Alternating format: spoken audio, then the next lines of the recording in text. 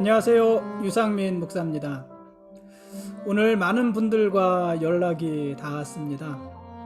아침 일찍부터 문자를 주신 분도 있고 아주 오랜만에 전화를 주신 분도 있습니다. 오전에는요, 후배 목사님 한 분이 올해 대학에 입학한 딸과 함께 교회를 찾아왔습니다. 제가 평소 좋아하는 곳 샌드위치를 사가지고 왔는데 더블로 특별히 주문한 샌드위치라고 했습니다. 양이 정말 많았습니다.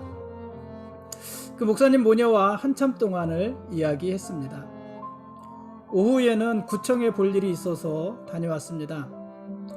예전과 달리 요즘 공무원들은요, 참 친절합니다. 오후에도 연락을 주신 분들이 많이 있었습니다. 그 중에 아주 오래된 친구가 이런 문자를 보내왔습니다. 소리 소문 없이 늙어가고 있다. 나이 들수록 나이 드는 느낌이 없다.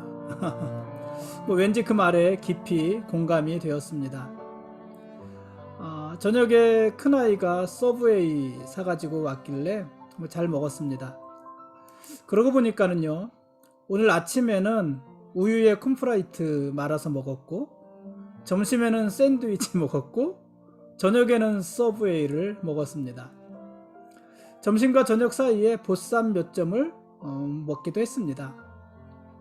그렇게 오늘도 주께서 베풀어 주신 일용할 양식으로 배가 불렀고요.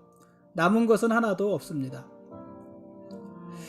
작년 7월 9일인 오늘 제가 SNS에 이런 글을 남겼더라고요. 하나님이 사람을 특별하게 만드셨으나 그 특별함을 특별하게 드러내는 것은 또 다른 사람입니다. 사람으로 인해 사람은 특별해지고 빛이 납니다. 멋진 말 아닙니까? 제가 쓴 말입니다. 오늘 하루 저를 특별하게 대해주셨던 모든 분들, 그래서 저를 빛나게 해주셨던 모든 분들께 고맙습니다.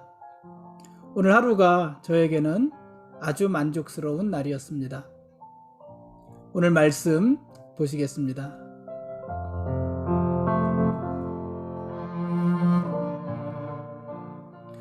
오늘 읽을 말씀은 이사야 46장부터 50장까지 말씀입니다. 46장에서 하나님은 바벨론 우상의 파멸과 유다의 구원을 말씀하십니다.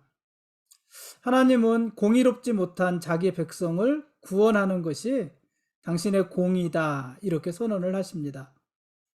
하나님 말씀대로요, 바벨론은 멸망할 것이고 그 백성들은 우상을 자신들의 짐승에 지우고 떠날 것입니다. 바벨론의 신 벨과 느보는 자기들 백성의 등에 업혀서 도망을 갈 것입니다. 그러나 하나님은 이스라엘을 업고 구원해 내실 것입니다. 하나님은 자기 백성을 평생 동안 안고 업고 품어서 구원해 내실 것입니다. 우상을 섬기는 자들은요, 결국 자신들이 섬기던 우상과 동일한 운명을 맞이하게 될 것입니다. 스스로 존재하시는 하나님과 달리 사람에 의해 만들어진 우상은 자기 스스로는 아무것도 할 수 있는 것이 없습니다. 벨은 바벨론의 수호신이었고 느보는 지혜의 신이었습니다. 그렇지만 그들은 자기 백성들을 돕기는커녕 오히려 백성들에게 무거운 짐만 되고 말았습니다. 그래서요, 사람이 만든 우상에게 엎드려 경배하는 것, 심지어 그 우상을 창조주이신 하나님과 동등하게 여기는 것, 그것만큼 어리석은 일은 없는 것입니다. 47장에서 하나님은 유다 백성에게 바벨론의 멸망을 선언하시고 그들의 죄를 낱낱이 들춰내십니다.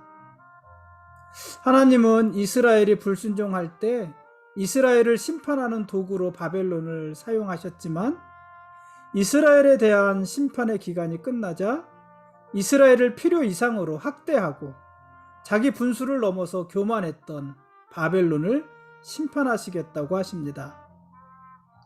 여러분, 세상을 움직이는 힘은요, 바벨론이 아니었습니다. 그 당시 바벨론은 아수르를 무너뜨리고 신바벨론 제국을 형성해서 세계의 모든 일들을 주관하는 것 같았는데, 세계를 움직이는 것 같았는데, 그런데 세계를 움직이는 것은요, 바벨론이 아니었습니다. 하나님이었습니다. 하나님은 세계를 지배하던 바벨론의 몰락을 선언하십니다. 이 당시 바벨론의 몰락을 이야기한다는 것은요, 정말 말이 안 되는 것 아니었겠습니까? 바벨론이 힘의 중심이었는데, 근데 하나님은 바벨론의 몰락을 선언하시고 하나님의 말씀대로 바벨론은 고레스가 이끄는 메데파사 연합군에 의해서 멸망을 하게 될 것입니다. 바벨론의 찬란했던 영광은 무너지고요, 그들은 티끌같이 천한 노예가 되어서 가장 천한 일인 맷돌질을 하면서 살게 될 것입니다. 바벨론 사람들은요, 노예를 부리던 사람들이잖아요. 노예를 부리던 사람들이 노예가 되어서 노예의 일들 중에서도 가장 천한 일, 여자 노예가 하는 맷돌 돌리는 일, 그 일들을 바벨론 사람들이 하면서 살게 될 것입니다. 그러니 세상을 움직이는 힘이 바벨론에 있었던 거겠습니까? 아니면 하나님에게 있었던 거겠습니까? 48장에서 하나님은 이스라엘의 구원을 약속하십니다. 바벨론은 멸망할 것이지만 이스라엘은 구원해 내실 것입니다. 이스라엘은 하나님의 징계를 받으면서도 여전히 어리석고 고집스러운 자들이었습니다. 이스라엘은 자기들 스스로를 하나님의 백성이라고 자처했지만 그러나 그들에게 진실과 공의는 없었습니다. 그러니까 뭐예요? 구원받을 만한 조건이 아무것도 없었다는 것이에요. 멸망하기 전이나 멸망하고 난 다음에나 이스라엘은 여전히 하나님께 죄악되었습니다. 그럼에도 불구하고 하나님은 이스라엘을 구원하실 것이라고 말씀하십니다. 하나님은 바사왕 고레스를 통해서 이스라엘을 바벨론으로부터 해방시키실 것을 선언하십니다. 하나님이 그렇게 말씀하셨으니 그대로 되지 않겠습니까? 49장은요, 종의 노래입니다. 하나님은 한 종을 택하여 부르시고 그의 입에 말씀을 주어서 사명을 맡기실 것입니다. 그리고 하나님은 그를 통해서 자기 백성을 회복시키시고 이방 사람들도 사방으로부터 모아 구원해 내실 것입니다. 하나님은 황폐해지고 비어버린 예루살렘의 재건과 회복을 약속하십니다. 이스라엘이 지은 죄로 인해서 하나님은 그들을 징계하셨지만 그렇다고 하나님이 이스라엘을 잊으시거나 버리신 것은 아닌 것입니다. 하나님은 당신의 은혜와 사랑으로 이스라엘을 구하여 내실 것입니다. 50장도 종의 노래입니다. 하나님은 자기의 종의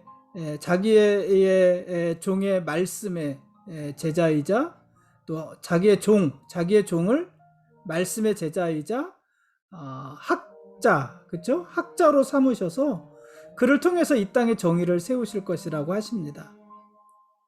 학자는요, 단지 가르치는 자만이 아니라 하나님의 말씀을 잘 듣는 자이기도 합니다. 우리가 말씀을 전할 때 많은 고난이 있지만 하나님은 그 고난을 이길 수 있는 힘도 주시겠다고 말씀하십니다. 그러니까 오늘 읽은 이사야 46장부터 50장까지 이 말씀은 바벨론의 심판 그리고 이스라엘의 회복이에요. 이 현실은 어떻습니까? 이 이사야서의 말씀을 전하는 이 현실은 바벨론이 흥왕하고 이스라엘이 망하는 거잖아요. 바벨론이 전성기를 구가할 때입니다. 바벨론이 아수르를 무너뜨리고 신흥 대제국을 이루는 때입니다. 그리고 그 바벨론에게 이스라엘은 완전히 멸망하는 것입니다. 그러한 시대예요. 그러한 때예요. 그러나 장차 그 바벨론은 오히려 멸망할 것이고 이스라엘은 하나님이 회복하고 구원하실 것입니다. 그 두 줄기의 이야기를 오늘 우리가 읽을 말씀에서 하고 있는 것입니다.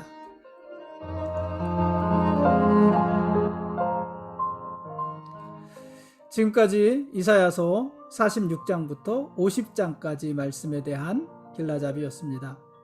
내일 읽을 말씀은요, 이사야 51장부터 55장까지 말씀입니다. 장차 유다를 멸망시킬 바벨론에는 그들이 섬기는 위대한 신들이 있었습니다. 이사야 46장 1절에 나오는 벨, 느보, 이들이 바벨론의 유명한 신들이고요. 여기 더해서 태양신인 샤마슈, 이런 신들은 바벨론 제국에서 영향력이 가장 큰 신들이었습니다. 벨은요, 신들의 왕이고 바벨론 제국의 영화를 상징하는 신이었습니다. 느보는 바벨론의 지혜와 글을 담당하는 신이었고 벨의 아들이었습니다. 그래서 이 바벨론 제국의 왕들 이름에 이 느보라는 이름도 자주 등장을 합니다.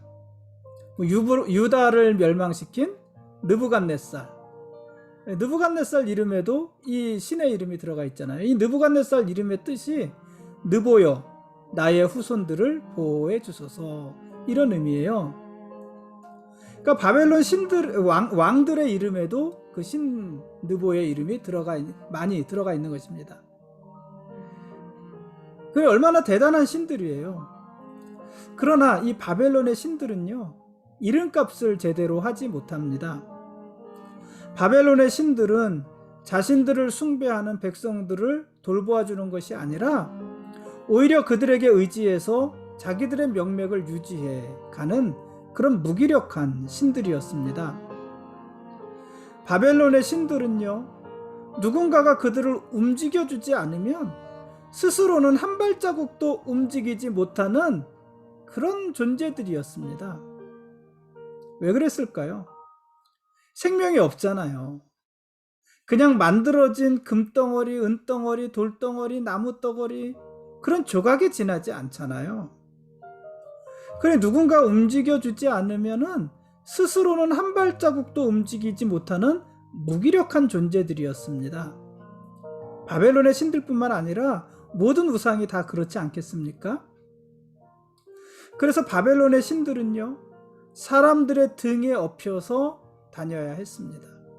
바벨론이 망할 때도요, 바벨론의 신들은 바벨론을 지켜주지 못했을 뿐만 아니라 스스로 어찌할 수 없어서 자기 백성들의 등에 업혀서 도망가는 그런 지경이었습니다. 그런 신들입니다. 바벨론의 신이 바벨론의 백성들을 보호한 것이 아니라 오히려 그들의 짐이 된 것입니다. 그러나 하나님은 이스라엘을 낳으시고 길러주신 분이십니다.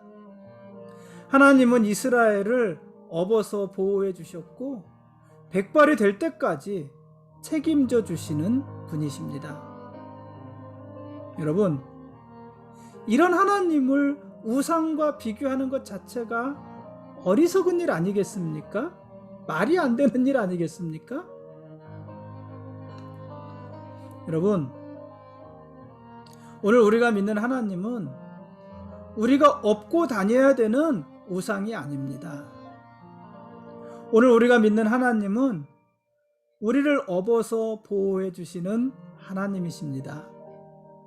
우리가 믿는 하나님은 땅을 창조하시고 그곳을 보좌와 발판으로 삼으신 하나님이십니다.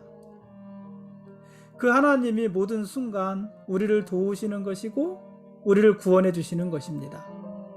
그리고 우리는 우리가 믿는 그 하나님으로 인해서 어떤 경우에도 담대하게 살아갈 수가 있는 것입니다. 오늘은 여기까지 하겠습니다. 모든 역사를 주관하시는 하나님, 그분이 우리의 왕이시고 우리는 그분의 거룩한 백성들입니다. 고맙습니다.